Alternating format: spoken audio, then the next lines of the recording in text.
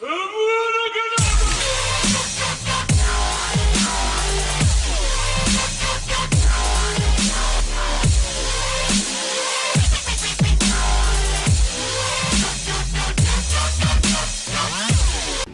so one day, I was in math class, I was taking a math test, and as I was watching everybody finish, I was just thinking to myself, who does better on a math test, males or females? And I was just wondering, that's the question we came up with. Okay, so I wanted to do some research on the question of who does better on a math test, males or females, so I called up my friends John Salaya and Steve Chang to do some research on who does better on a math test. The age-long question of whether or not men are superior than women in intellect has always been asked. And we decided to do this investigation, but with just simply math. Math is an everyday tool used in everyday life, obviously. And we chose it pretty simple because math is just numbers, unlike reading and writing, which require more thinking. So we tested whether or not males or females would test higher on a math test. Throughout the course of our investigation, we found articles that supported that males were smarter than the female gender. We also found articles that supported females were smarter than the male gender. We also found articles that said they were about equal. We read many articles written by different authors. A book written by Doris Entwistle, Carl Alexander, and Linda Olson states that during the younger ages, male and females are about equal intelligence, but as time goes on, female intelligence starts to decline, and males end up being more intelligent. An article written by Alice McCarthy states that while male and females can have equal intelligence, males tend to perform better on math tests. An article written by Michael Hanlon states that females are outscoring males in standardized tests, which from that information we can infer that females are more intelligent than males.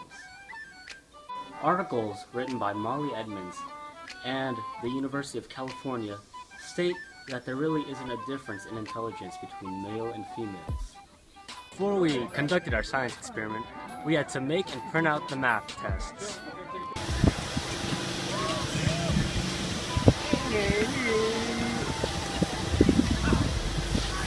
In order to conduct the rest of our experiment, we proceeded to give our tests to 10 male and 10 female subjects.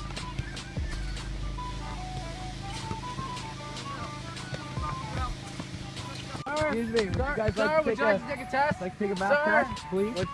Yeah. Want to be part of our investigation, sir? Just sign there, you know? No, I don't. Sign. Okay. Sign. And like take it. Do I take the whole thing? Yes, you must take the whole test. Okay. X is equal to 7. X is equal to 9. Okay, sir. What? That's good. Correct, incorrect, correct, incorrect. Throughout the course of our investigation, after administering the test to 10 male and female test subjects, we had low and high data for each gender, and there was also an average. For the math tests, we calculated the scores by the percentage each person got right.